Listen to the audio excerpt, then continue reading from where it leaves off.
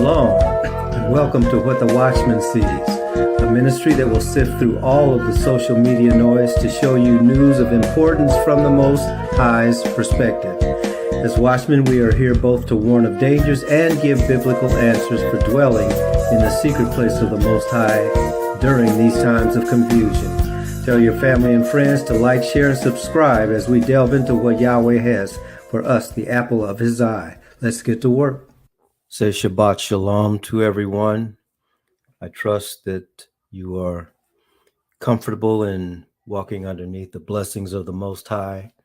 On this Shabbat, we're going to continue with our lesson for the week as we end up this week. And should the Most High give us another opportunity to serve him in preparation for those things that might be on the horizon for each one of us. So as we begin our lesson, as always, we start with the understanding that the Most High wants us to study to show ourselves approved unto him, workmen that need not be ashamed, rightly dividing the word of truth. And certainly that study is very appropriate on this day that we have set aside called the Shabbat. And also that all scripture is God-breathed and is profitable for doctrine, for reproof, for correction, for instruction in righteousness, that the Most High person may be complete, thoroughly furnished to every good work. And so as we move into our lesson for today, we are continuing with the thought that it is now time to prepare to leave Babylon. So we're going to be spending several more weeks on that topic as we move through what the Most High has given us. As always, we are looking at Shema, which tells us, "Hear, O Yasharel, Yahuwah, your creator, is one, and you shall love Yahuwah, your creator, with all your heart, with all your soul, and with all your might." And that the things that are found in the word, we are to teach to our children when they rise up, when they lie down, when they're in the way, so that they and we always have a guide for living. And that's what the scriptures are. So as we continue with our lesson, specifically, we're going to continue with the theme that the Most High has given to us: build a righteous nation again using Yah's blueprint. As we've talked about on several occasions in our first quarter, in doing that, in rebuilding, going back and rebuilding what the Most High has established, we have to start with the beginning, which is the gospel. And then once we know our relationship with the Most High, he tells us to find the tribe, find our assigned people group that we will be working with and through, knowing how to build that tribe, knowing how to protect that tribe, because it's from the tribes that the national identity, which comes from heaven, is given to the Most High's people. Every nation operates with the protocol of some individual or individuals serving in the capacity of leaders, or leaders who shape the direction of the community. So in our second quarter, we talked about how to choose leaders wisely by looking at what the qualities of a godly leader are, and how that will then manifest itself in the institutions that we find ourselves working through. And then we're into this third quarter now. As you can see, this is a year-long study. We're into this third quarter where now we're looking at how to prepare to leave Babylon and what the ramifications of the statement are and how that manifests itself on our planet and in our daily lives. So that's what we're going to be doing we've been in the third quarter now for several weeks, and we're just going to continue along those lines. So last time we had a lesson on this. We looked specifically at the beginnings of Babylon, and this slide represents where Mount Ararat is, where, in other words, where Noah and his family left the ark, and then the places that they went. One of the places that became the first kingdom was Babel, and that's why on the right we see where Babylon is. On the left, we see that Babylon became a kingdom that had influence over a large portion of what we would call, what the scriptures used to call Asia and Asia Minor. Okay, so why are we looking at Babylon? It's because of the message that the Most High gave to his people that we should come out of Babylon. And that is the message for this time period that we find ourselves in. So we wanted to know what the beginnings of that thought were, and that took us all the way back to Genesis chapter 10, and there were several other scriptures that we looked at so that we could understand the idea of Babylon or the city Babylon. Babylon is mentioned in Genesis and throughout what we would call the Tanakh. And then finally, Babylon is mentioned again in Revelation. So we looked at those several scriptures in the book of Revelation about that. We actually read the entire chapter of Revelation, chapter 18, chapter 18, talking about Babylon's fate. And so the Most High obviously thought that it was important for the people to understand our relationship with this entity called Mystery Babylon. So we actually read all of those scriptures. Okay. And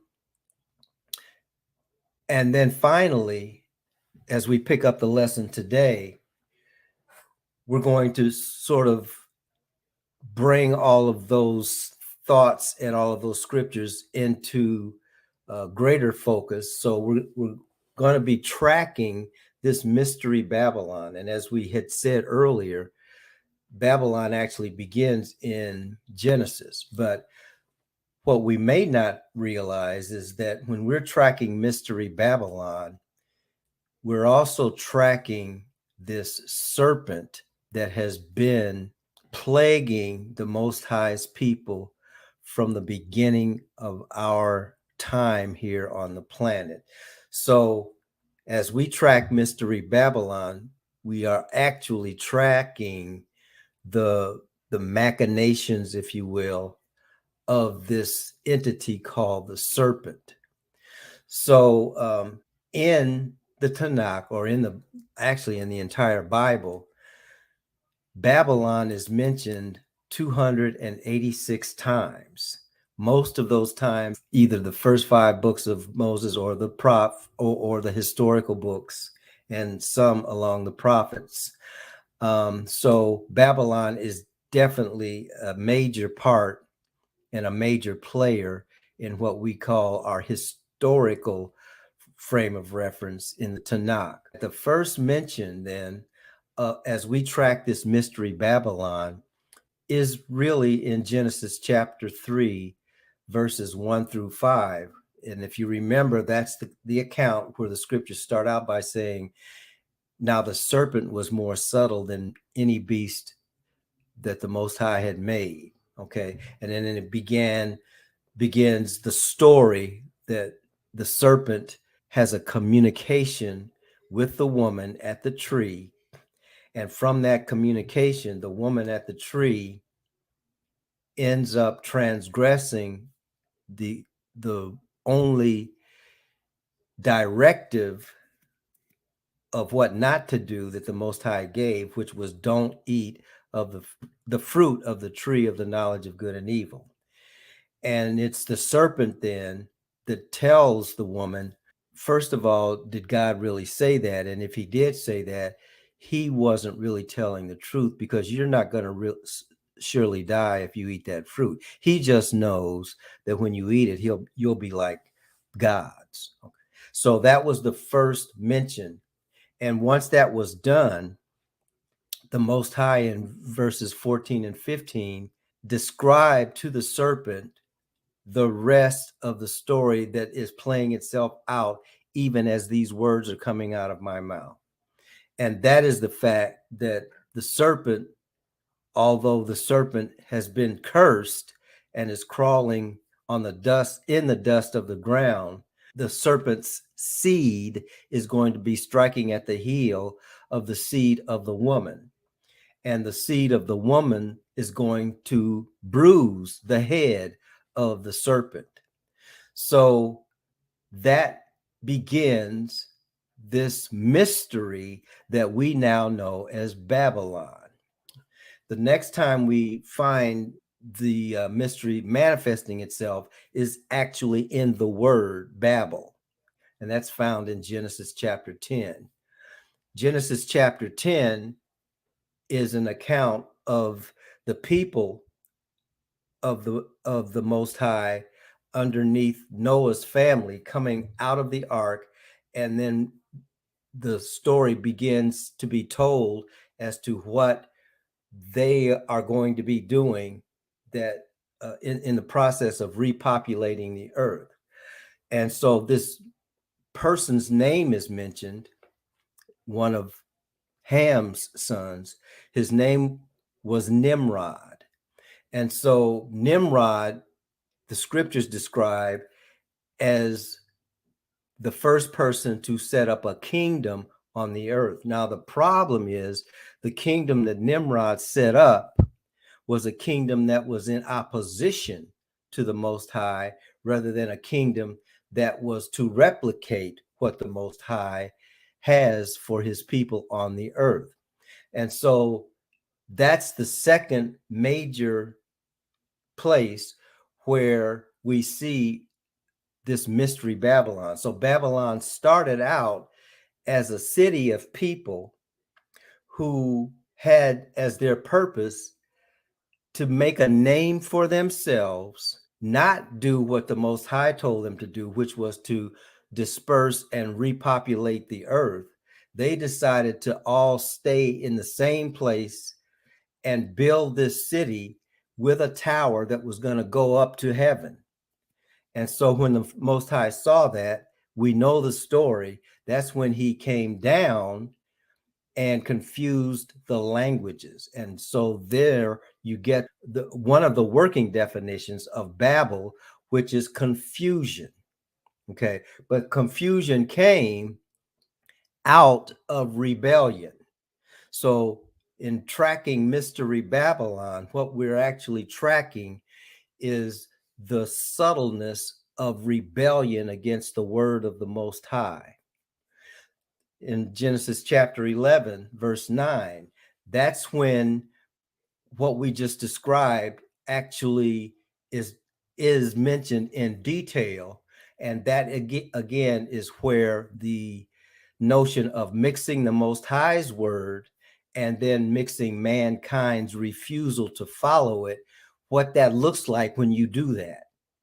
You get a city, you get a people group, you get a kingdom that is actually operating in opposition to the creator of the universe.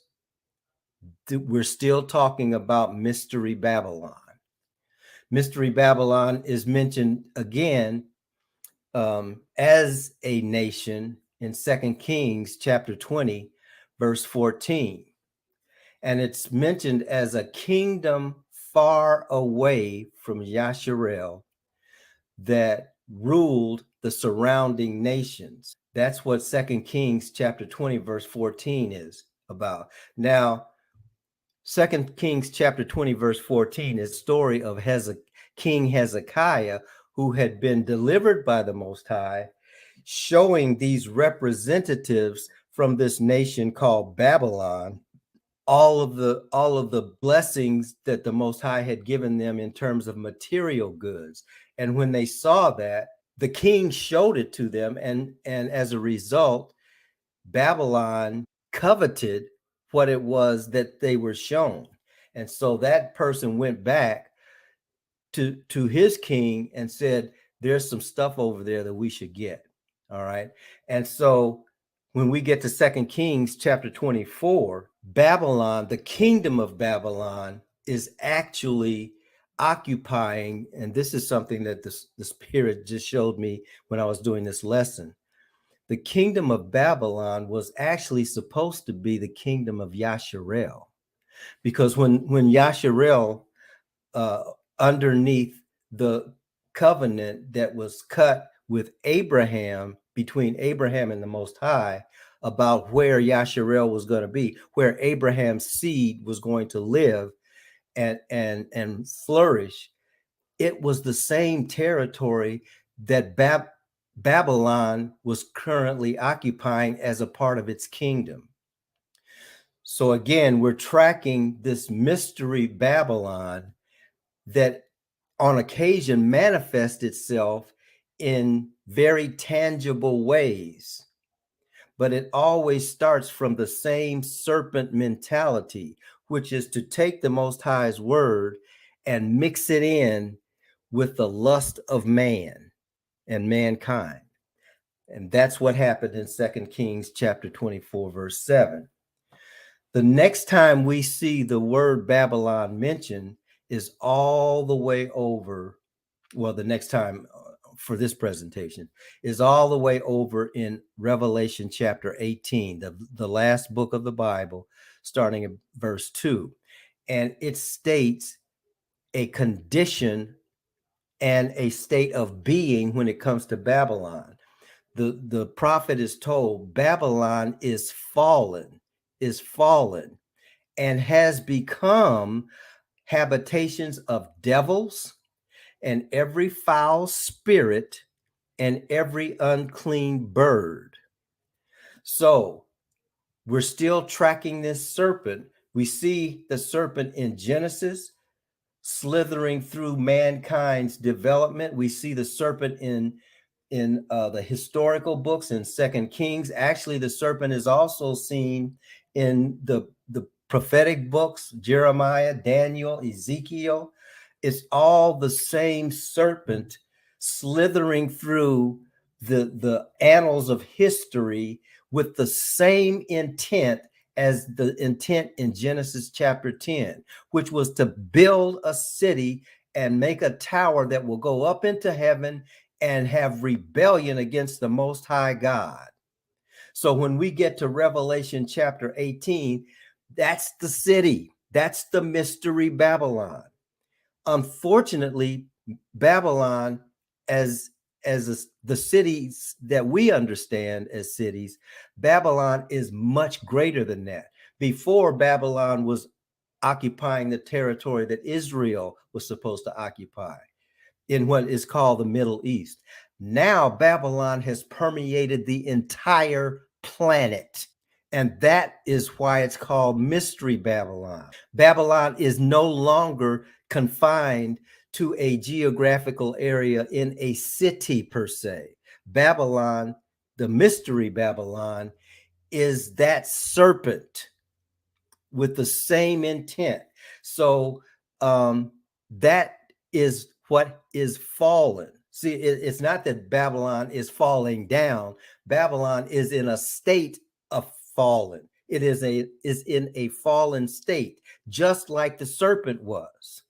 And when the serpent's fallen state was given to the woman at the tree, then she became, and of course her husband with her, then they became a part of a fallen world, to such a degree that in Genesis chapter 7, the scriptures say that the earth had become so corrupted that every thought and intent of the heart of mankind was only evil continually.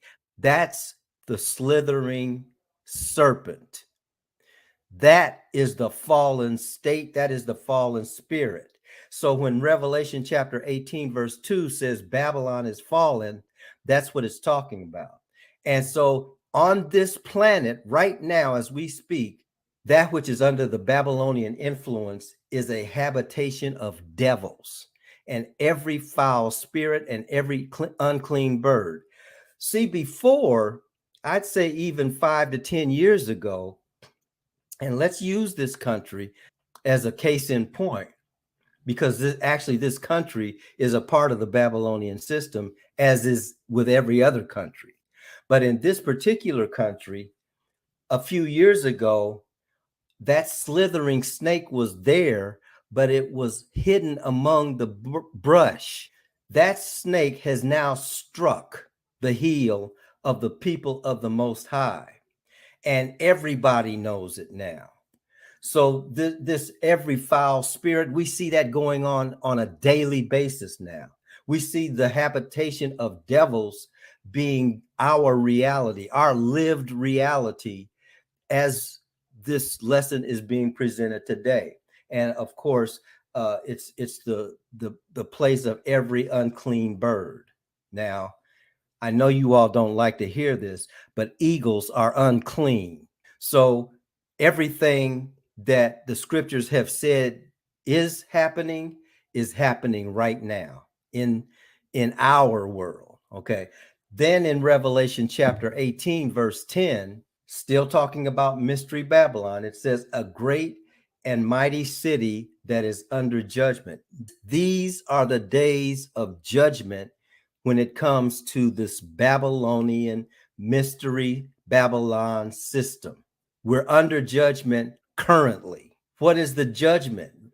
Revelation chapter 18, verse 21 says that the city is going to be thrown down with violence and will be no more. This is much larger than the United States of America. We're talking about a worldwide destruction.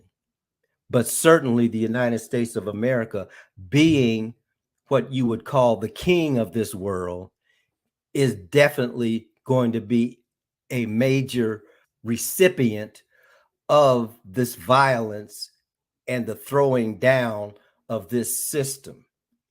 So that's when we talk about tracking Mystery Babylon, it goes all the way from Genesis with the serpent to Revelation, which is also the great serpent known as Satan and the devil.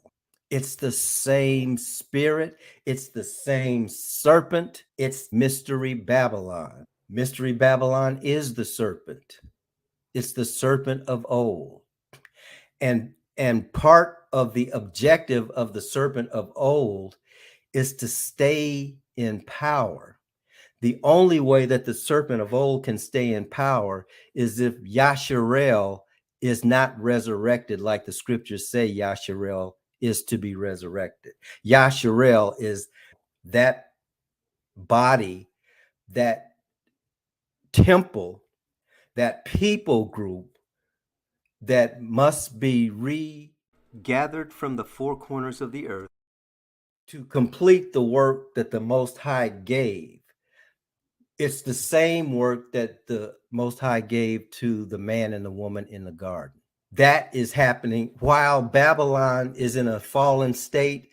Yasharel is being raised up. Yasharel's people are his people. All right. And so it's those people that are underneath the most vile and destructive persecution. The folks in the Middle East are not being persecuted. They are the persecutors. The folks who are being persecuted across the planet, that group is the seed of the woman. Now that we already know, just so there is no doubt, that when it talks about seed as singular, that is Messiah. All right.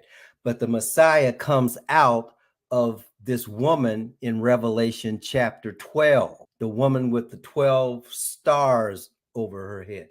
It's Yasharel. That's the woman.